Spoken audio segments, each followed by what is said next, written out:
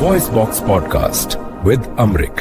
संगीत केवल सुरों का मेल नहीं, आत्मा से परमात्मा का मिलन भी है। और इस सुरों के सफर में आज हमारे साथ एक ऐसे मेहमान मौजूद हैं जो पद्मश्री हैं और साथ ही साथ पिछले 50 वर्षों से उनकी आवाज़ हर घर में सुनी जा रही है। सर, आज हमारे साथ हैं अनूप सर जी। सर, आपका बहुत बहुत स्वागत है। मुझे बहुत खुशी है आपने मुझे याद किया जी सर, पहला तो मैं ये जानना चाहूँगा कि ये सफ़र की शुरुआत कैसे हुई, कैसे रुझान हुआ? लखनऊ से हुई। मैं लखनऊ में रहता था। मेरे पिताजी पुरुषोत्तम दास जलोटा जी, वो भी पद्मश्री, उनको शास्त्रीय संगीत का बहुत ज्ञान था, भजन बहुत अच्छा गाते थे। तो मैंने उनसे सीखना शुरू किया और 7 साल की उम्र से मैंने स्टेज पे गाना शुरू कर दिया। तो मुझे स्टेज पे गाते हुए 65 ईयर्स हो चुके।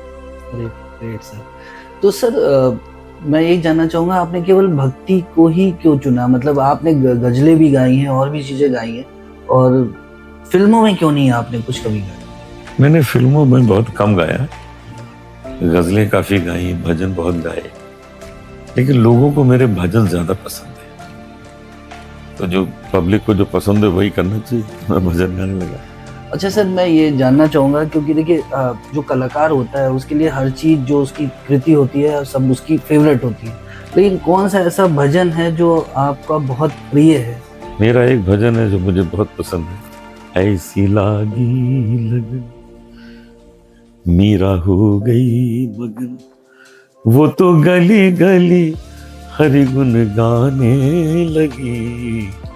ऐसी लागी लगन मीरा हो गई मगन।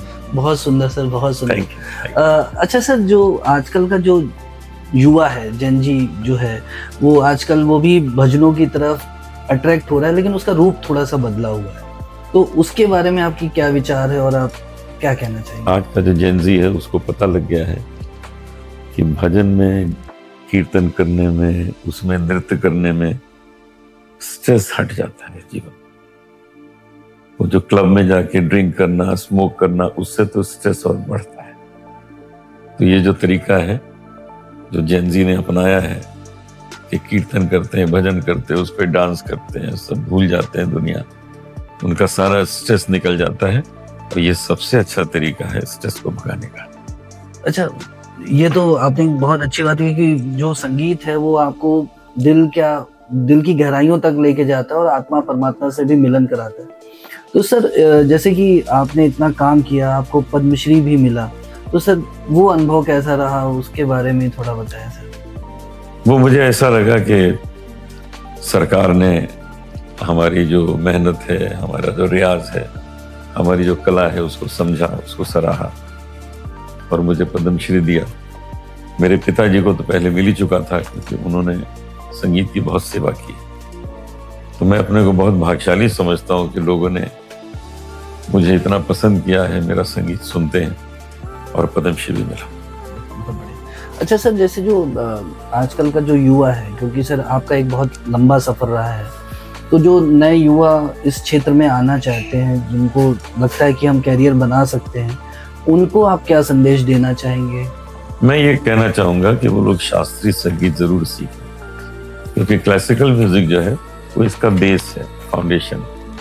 अगर इसको सीखेंगे तो उनके गाने में एक असर आएगा, चाहे वो कुछ भी गाएं, भजन गाएं, गज़ल गाएं, पॉप गाएं, हर एक में असर आ जाएगा अगर वो क्लासिकल सीखें। मतलब आपका कहने का मतलब है कि अगर आपको एक अच्छा गायक बनना है तो उसके लिए एक बेस जरूरी है, और वो शास्त्रीय संगीत ही है, बहुत जरूरी। अच्छा सर, जैसे आज की डेट में जैसे आपका जो एक शुरुआती था और जो ये वर्तमान समय है, तो उसमें आप भक्ति को किस रूप में देखते हैं? जो मतलब पहले की जो भक्ति थी और जो आज वर्तमान में है। भक्ति तो वही है, उसमें नई कविताएं आ गई हैं। पहले हम लोग सूरदास, कबीरदास, गुरु नानक साहब सबको गाते रहे, लेकिन अब नए नए कवि जो लिख रहे हैं वो भी बहुत अच्छा लिख रहे हैं।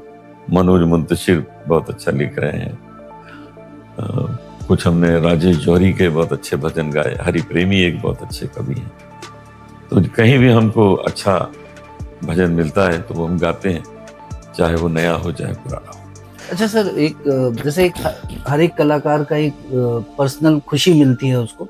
जैसे कुछ लोगों को स्टेज में खुशी मिलती है, पब्लिक के साथ 1-to-1 करके, कुछ लोगों को मतलब जो प्लेबैक सिंगिंग होती है उसमें स्टूडियो में ज़्यादा कंफर्ट होता है। तो सर आपको किस में ज़्यादा मज़ा आता है? मुझको सामने ऑडियंस बैठी हो और उसके लिए मैं गाऊं, मुझे उसका बहुत मजा आता है। तो हमेशा मेरी कोशिश होती है कि जो लाइव कॉन्सर्ट्स बहुत ज़्यादा करूं, उसमें मुझे बहुत मजा आता है। सर कुछ ऐसे क्षण रहे हो या कुछ ऐसी यादगार चीज़ें जो आपको बहुत दिल के आज का भी बहुत यादगार है। आज जो मेरा प्रोग्राम था, उस प्रोग्राम में लोग इस तरह बैठे हुए थे, चिपक के बैठे हुए थे, कोई हिला नहीं। वो गाना इस तरह सुन रहे थे, एक एक गाना मेरे साथ गा रहे थे। तो मैं समझता हूँ कि इस तरह की यादें हमेशा ताज़ा रहती। ऐसा कभी कोई क्षण हुआ जो जिसने आपको बड़ा भावुक कर दिया हो? कई बार होता है, कुछ ऐसे भजन हम मंच पे गा रहे होते हैं कि खुद ही रोने लगते हैं। खास तौर पे उसमें होता है मैया मोरी मैं नहीं माखन खा। सर इसको थोड़ा मैया मोरी मैं नहीं माखन खायूं। तो इसमें ऐसे ऐसे पंक्तियां हैं, ऐसे शब्द हैं कि रोना आ जाता है। और मैं कई बार मंच पे भी रो चुका हूँ, क्योंकि सर इतना भावुक है और ये सारी जी।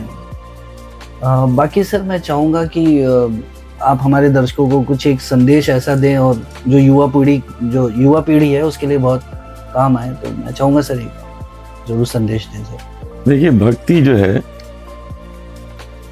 भक्ति का ये मतलब नहीं है कि आपको फिर संत बन जाना है, महात्मा बन जाना है। भक्ति का मतलब है कि आप जो कुछ भी कर रहे हैं, आप चाहे डॉक्टर हैं, इंजीनियर हैं, कुछ भी हैं, उसमें लगन ज्यादा हो जाएगी, उसमें एक जादू आ जाएगा आपके काम में, क्योंकि भगवान आपका सहायक हो जाएगा। आप भगवान का नाम लेंगे तो उसके नाम का जो गुण है, उसके नाम की जो महिमा है, वो आपके काम में जुड़ जाएगी।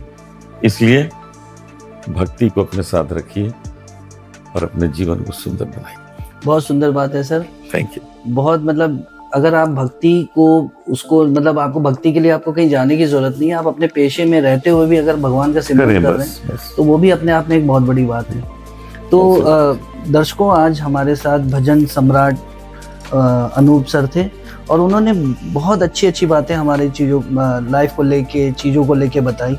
और जीवन में हमें केवल भक्ति ये नहीं है कि हमें केवल मंदिरों में जाना है या जंगल में जाना है। आप अपने काम के साथ करते करते भी अगर ईश्वर को अगर 2 क्षण भी अच्छे से याद कर लेते हैं तो वो भी बहुत अच्छी बात है। तो सर बहुत बहुत धन्यवाद, आप हमारे प्रोग्राम। आपका धन्यवाद, आपने मुझे याद। Thank you so much.